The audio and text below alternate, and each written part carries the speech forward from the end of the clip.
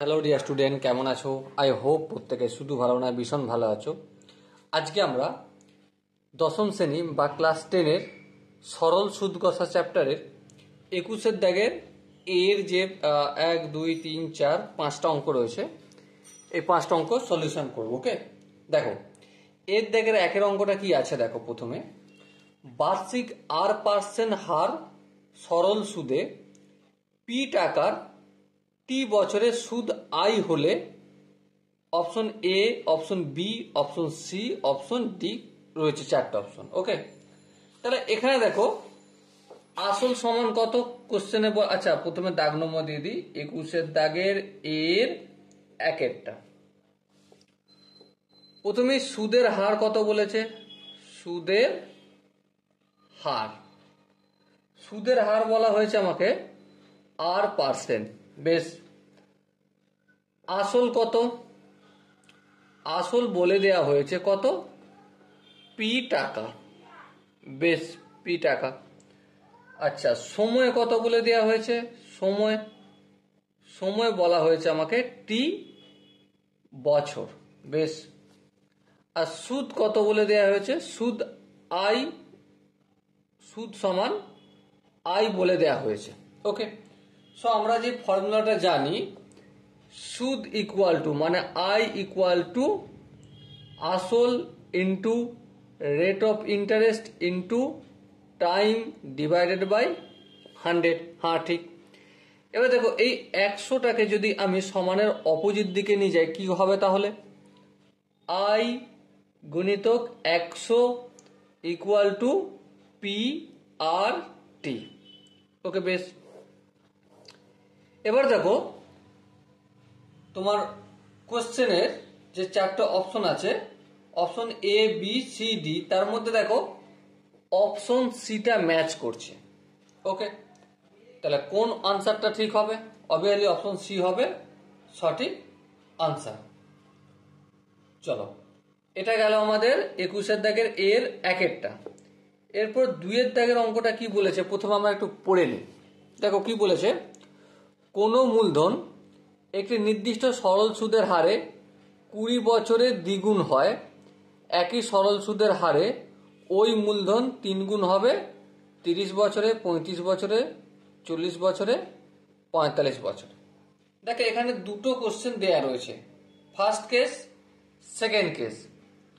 দেখো কোনো মূলধন একটি নির্দিষ্ট সরল সুদের হারে, তাহলে এখানে যে নির্দিষ্ট সরল সুদের হার বলেছে, এই নির্দিষ্ট সরল সুদের হারটা জানি না? জানি না। তাহলে প্রথমে আমাকে এখানে নির্দিষ্ট সরল সুদের হারটা বের করতে হবে। হ্যাঁ, তারপর ওই সুদের হারটা বের হলে তারপর ওই একই সরল সুদের হারে ওই মূলধন 3 গুণ হবে, তারপর আমাকে আগে যেতে হবে। হ্যাঁ, ঠিক। চলো তাহলে অঙ্কটা করা যাক। প্রথম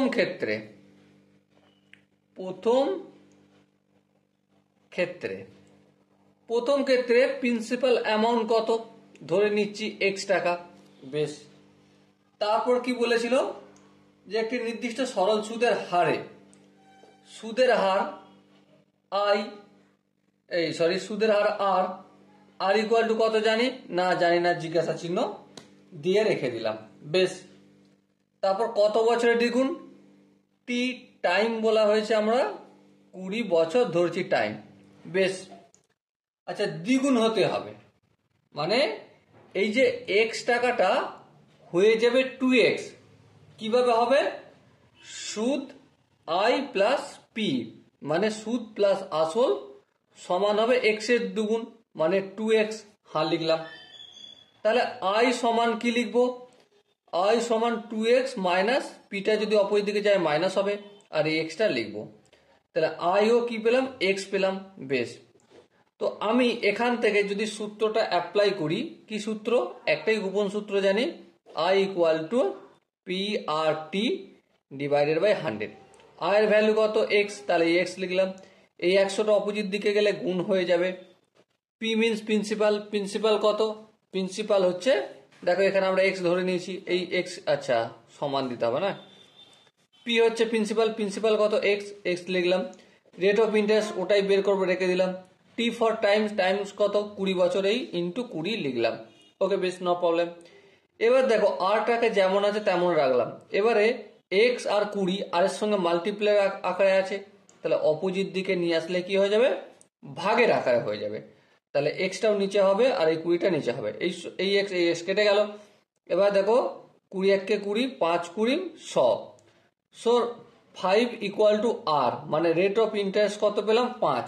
বেশ, এবার আমাকে কোশ্চেনে কি জিজ্ঞাসা করা হয়েছিল, দেখো কোশ্চেনে আমাকে জিজ্ঞাসা করা হয়েছিল দ্বিতীয় ক্ষেত্র বলে, আগে হেডিং করে নিই। দ্বিতীয়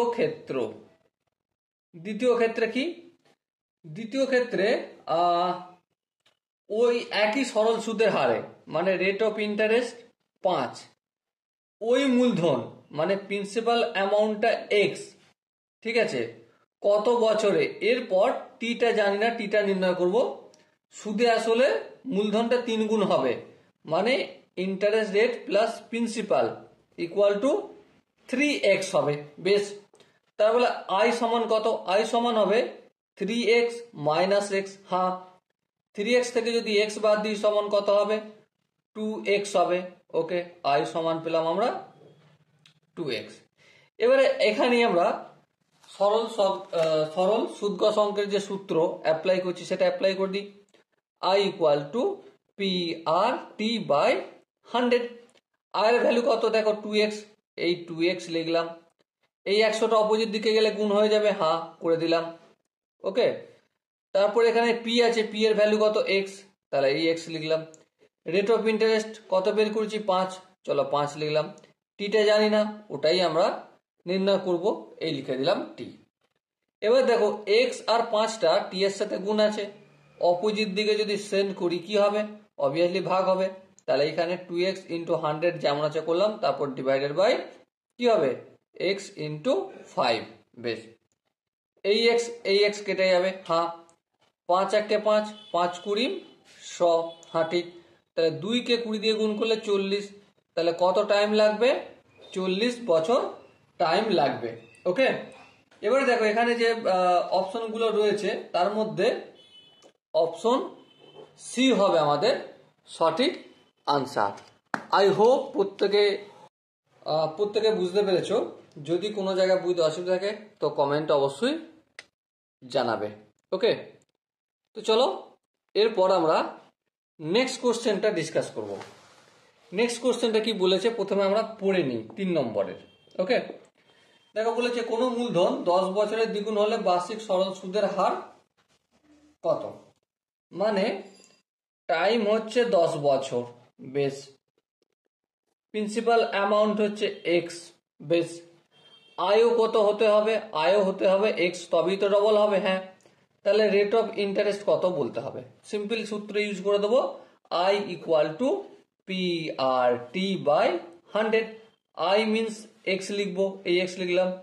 100টা অপোজিট দিকে পাঠালে কি হয়ে যাবে, গুণ হয়ে যাবে। আর পিটা অপোজিট দিকে আসলে ভাগ হবে, পি এর ভ্যালু কত এক্স, এই এক্স লিখলাম। টি টাইম কত 10 বছর, অপোজিট দিকে আসলে ভাগ হবে, করে দিলাম। আর রেট অফ ইন্টারেস্ট রয়ে গেল, এই এক্স থাকলো, এই শূন্য থাকলো, তাহলে 10 হলো আমার rate of interest. Okay, so dear student, এখানে যে 4টে অপশন আছে তার মধ্যে অপশন বি হবে আমাদের সঠিক আনসার। চলো নেক্সট আমরা 4 দাগের অঙ্কটা করব, কিন্তু প্রথমে আমরা কোশ্চেনটা পড়ে নেব কি বলতে চাইছে, তারপর অঙ্কটা আলোচনা করব। দেখো 4 কোশ্চেনটা বলেছে x% বার্ষিক সরল সুদের হারে কোনো মূলধনের x বছরের সুদ x টাকা হলে মূলধনের পরিমাণ কত। সিম্পলি একটা কথা, I equal to P R T by 100 আমি লিখে দিলাম। নির্ণয় কি করব, পি এর ভ্যালু কত, সরি এটা আর লিখলাম কেন, পি এর ভ্যালু কত সেটা আমি নির্ণয় করব। আর নির্ণয় করব, আপাতত এটা নির্ণয় করা যাক, তারপর দেখা যাবে কি আছে কি হবে। প্রথমে কি বলেছে, বার্ষিক সরল সুদের হার, পি তো এখানে বলে দিয়েছে, পি হচ্ছে এক্স, ঠিক আছে। আই কত জানি না, জানি না, আই জানি না, আচ্ছা না আই জানি এক্স। আচ্ছা টাইম কত, টাইম বলা রয়েছে, টাইম তো বলে দেয়া নেই তো, না না না, দেখো কোশ্চেনে কি লেখা রয়েছে, x% বার্ষিক সরল সুদের হারে কোনো মূলধনের x বছরে, হ্যাঁ সময়টা বলে দেয়া রয়েছে x বছরে, সুদ x টাকা। আচ্ছা মূলধনটা বলা নাই, পিটা হবে না। আচ্ছা টাইম হচ্ছে x, তাহলে পিটা আমরা নির্ণয় করব। বেশ, চলো পি নির্ণয় করি। তাহলে আয়ের বদলে এখানে x লিখলাম, এই 100টা অপোজিট দিকে গেলে মাল্টিপল চিহ্ন হয়ে যাবে। বেশ, ইকুয়াল টু পি জানি না, রেখে দিলাম। রেট অফ ইন্টারেস্ট কত? রেট অফ ইন্টারেস্ট যেটা আর বলি, দেখো সেটা কোশ্চেনে আমাদের x বলে দেওয়া রয়েছে, x%, তাই না? তার মানে এখানে x লিখবো। আর টাইম কত সেটাও x লিখবো। বেশ, এরপর দেখো একটু যদি কাজ কারবার করে যাই, তাহলে p ইন্টু এক্স স্কোয়ার, হ্যাঁ, আর এখানে x ইন্টু 100, তাহলে 100 ইন্টু এক্স লিখলাম। এই পিটা যেমন আছে রেখে দিলাম। এই এক্স স্কোয়ারটা যদি অপোজিট দিকে নিয়ে আসি, তাহলে 100 into X divided by X square, হ্যাঁ ঠিক। এবার দেখো এই এক্স আর স্কোয়ারটা কেটে গেল, so 100 by X equal to P পেলাম। এবারে কোশ্চেনে আমাকে কি জিজ্ঞাসা করেছে, তার জন্য একটু পড়ে নিতে হবে মূলধনের পরিমাণ কত। এবারে মূলধনের পরিমাণ, মূলধন মানে কি এটা জানতে হবে। মূলধন সমান আসল, হ্যাঁ এটা আসল কত পেলাম? 100 বাই এক্স, সো মূলধন ইকুয়াল টু 100 বাই এক্স পেলাম। এবার দেখো যে অপশনগুলো রয়েছে তার মধ্যে কোন অপশনটা ঠিক? অবভিয়াসলি আমরা খালি চোখে দেখতে পাচ্ছি যে option C is the right answer. Okay, I hope প্রত্যেকে বুঝতে পেরেছো। যদি কোনো জায়গায় বুঝতে অসুবিধা থাকে তো অবশ্যই কমেন্টে জানাবে। আর নেক্সট আমরা 5-এর দাগের অঙ্কটা কি বলেছে প্রথমে পড়ে নিই। চলো, বার্ষিক r% সরল সুদের হারে কোনো মূলধন n বছরে মোট সুদ PNR বাই 25 টাকা হলে মূলধনের পরিমাণ, 4টা অপশন আছে। দেখো সিম্পলি একটা কথা জানে কি, সুদ সমান কি? সুদ সমান আসল ইন্টু সুদের হার ইন্টু সময় বাই 100 হয়। হ্যাঁ, এবার দেখ কোশ্চেনে কি বলেছে, কোশ্চেনে বলা আছে আর মোট সুদ, সুদ বলা রয়েছে, হ্যাঁ কত? PNR বাই 25 লিখে দিলাম। আসল আমরা জানি না, জানি না। আসল আমি x ধরে নিলাম। বেশ, আসল x ধরলাম। সুদের হার কত? দেখো সুদের হার r%, তাহলে আর লিখলাম। সময়, সময় কত? n বছর, এই ইন্টু n লিখলাম বাই 100 করলাম। নির্ণয় কি করব? মূলধনের পরিমাণ কত? মূলধনের পরিমাণ বলতে x সমান কত সেটা বের করব। ওকে চলো, তাহলে দেখো এখানে PNR বাই 25 যেমন আছে থাকলো। এই 100টা অপোজিট দিকে গেলে গুণ হয়ে গেল 100, আর আর n কে অপোজিট দিকে পাঠালে কি হয়ে যাবে? ভাগের আকারে নিচে বসে যাবে, ইকুয়াল টু এক্স। এবার যদি ক্যালকুলেশন করি, দেখো এই আর কেটে যাবে, এই এন আর এই এন কেটে যাবে, হ্যাঁ এই 25, 4 25-এ 100, তাহলে পি এর সঙ্গে 4 গুণ করলে 4p হবে। তাহলে মূলধন কি পেলাম আমি? 4p। এবার দেখো এখানে যে 4টে অপশন আছে তার মধ্যে অপশন বি হবে সঠিক আনসার।